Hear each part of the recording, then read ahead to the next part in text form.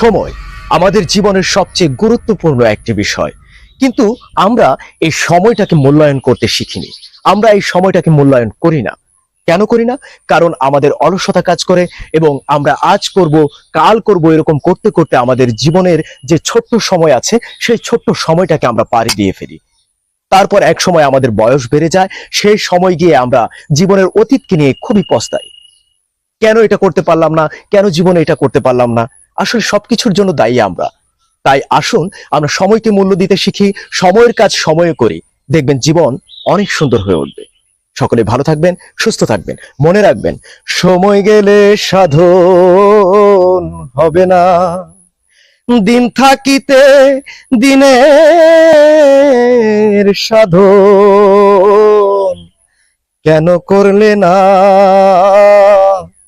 সময় গেলে সাধন হবে না। বালাই তো লেকচার মারুন, সময়ের কাম কে আমনি সময় মতো হরুন।